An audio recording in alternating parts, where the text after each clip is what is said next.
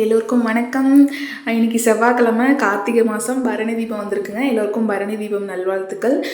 பரணி தீபத்தன்னைக்கு எல்லார் வீட்லேயுமே விளக்கேற்றணும். விளக்கேற்றினா ரொம்ப நல்லது. அதாவது குறைஞ்சது 5 விளக்காவது ஏற்றுங்க அப்படின்னு சொல்லுவாங்க. 5 விளக்கு எதுக்காகனா நம்மளோட பஞ்சபூதத்துக்காக தான் நம்ம ஏற்றுறோம். நம்ம தெரிஞ்சோ தெரியாமையோ செஞ்ச பாவங்கள் வந்துட்டு குறையும் அப்படிங்கிறது தான் இதோட ஐதீகம். பாவம் ஃபுல்லாகவே போயிருமானா நம்ம தெரிஞ்சு சில விஷயங்கள் ஒருத்தவங்களை இவங்க கெட்டு போகணும்னு நினைக்கிறது, இந்த மாதிரி தெரிஞ்சு பண்ணுற பாவங்கள்லாம் போகாதுங்க.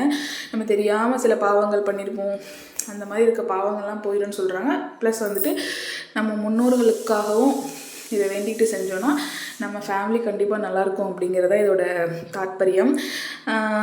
பரணி தீபத்தன்னைக்கு யாரெல்லாம் கோவிலுக்கு போனீங்கன்னு சொல்லுங்கள். இது வந்து பார்த்திங்கன்னா மகாராஷ்டிராவில் இருக்கிற கோவில். நான் பரணி தீபத்துக்கு அன்றைக்கி போகல, நான் முன்னாடி நாள் திங்கக்கிழமை போனது.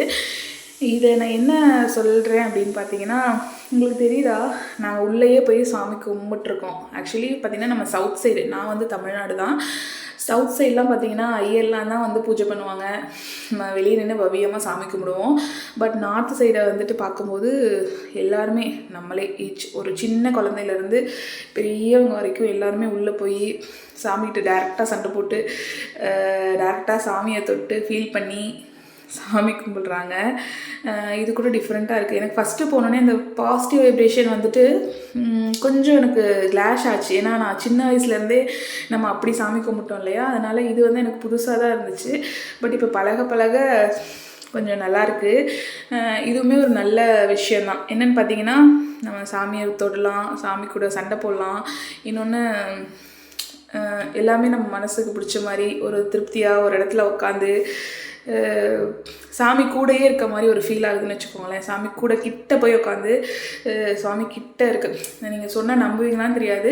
நான் போன வாரம் வந்து சிவபுராணம் படிக்கும்போது சுவாமியை தொட்டு சிவபுராணம் படிக்கும்போது உள்ளே வந்து இப்போ நம்ம ஹார்ட் பீட் அடிக்கும் இல்லையா, அந்த வைப்ரேஷன் எனக்கு கண்டிப்பாலுமே கிடச்சிச்சு. இது யாரெல்லாம் ஃபீல் பண்ணியிருக்கீங்க அப்படின்னு கண்டிப்பாக சொல்லுங்கள். நான் உண்மையாலுமே ஃபீல் பண்ணேன். கடவுள் இருக்காரா அப்படின்னு கேட்குறவங்களுக்கு வந்துட்டு கடவுள் கண்டிப்பாக இருக்காரு தான். அதாவது சிவன் வடிவில் தான் இருக்காரு அப்படின்னு சொல்கிறதுக்கு நான் வரல. எல்லா வடிவமாகவும் கடவுள், உங்கள் வீட்டில் கூட கடவுள் இருப்பார், ஒரு விஷயமா இருப்பாங்க. நமக்கு மேலே ஒரு சக்தின்னு வச்சுக்கோங்களேன், அது கண்டிப்பாக இருக்கு. நம்ம நம்பணுன்னா அந்த இடத்துல அந்த சக்தி வந்துடும், அவ்வளோதான். அப்படிங்கிறது தான் இதோட விஷயம். இது வந்து இன்னொரு கோவில். இது வந்து பெருமாள் கோவில். இது என் பொண்ணு வந்து பூ வைக்கிறா சாமிக்கு. பெருமாள் கோவிலில் வந்துட்டு சைடில் வந்து சிவன் வச்சுருந்தாங்க. அந்த சிவனையும் போய் சுவாமி கும்பிட்டு வந்தாச்சு. எல்லா சிவனையும் எல்லா பிள்ளையாரையும் எல்லா சுவாமியுமே வந்து கிட்ட போய் கருவறைக்குள்ளே போய் தொட்டு சாமி கும்பிட்டு பூஜை பண்ணிட்டு கூட வரலாங்க. வெளியூரில் பொறுத்த வரைக்கும், நம்ம தமிழ்நாடு சைடு அந்த பாரம்பரியம் கிடையாது. நம்மளோட பாரம்பரியமும் நமக்கு நல்லா இருக்குது, இதுவும் நல்லா இருக்குன்னு வச்சுக்கோங்களேன். அது ஒரு மாதிரி டிஃப்ரெண்ட்டான வைப்ரேஷன். சிவன் வந்துட்டு யார் யாருக்கெல்லாம் பிடிக்கும்னு சொல்லுங்கள். எனக்கு ரொம்ப ரொம்ப பிடிச்ச கடவுள் சிவன். அதுக்காக மற்ற கடவுள் பிடிக்காதான்னு கேட்காதீங்க. பட் ஆனால் ரொம்ப ரொம்ப ரொம்ப ரொம்ப பிடிச்ச கடவுள் சிவன். எதாக இருந்தாலும் ஃபஸ்ட்டு கூப்பிட்றது பரமேஸ்வரா அப்படின்னு கூப்பிட்டேன்னா சாமி வந்துடுவார் அப்படிங்கிற மாதிரி தான் வச்சுக்கோங்களேன். இன்னொன்று, திருவண்ணாமலைக்கு போயிட்டு வந்தால் ஏதாவது ஒரு வைப்ரேஷன், அதாவது நீ கேட்டு போகிறது கண்டிப்பாக உனக்கு கிடைக்கும் அப்படின்னு நான் சொல்ல மாட்டேன். உனக்கு என்ன தேவை, அந்த டைமுக்கு உனக்கு என்ன தேவையோ அது வந்து கண்டிப்பாக கிடைக்கும் அப்படிங்கிறதுக்கு நானே வந்துட்டு சாட்சிங்க. ஏன்னா எனக்கு நான் 2 வாட்டி போயிருக்கேன். ஃபஸ்ட்டு வந்து கல்யாணம் வந்து நான் லவ் பண்ண பையனோட நடக்கணும்னு சொல்லி போனேன். அது நடந்துச்சு. நான் போன விஷயமே எனக்கு நடந்துச்சு. 2வது வந்து நான் ஒரு விஷயத்துக்காக போனேன்.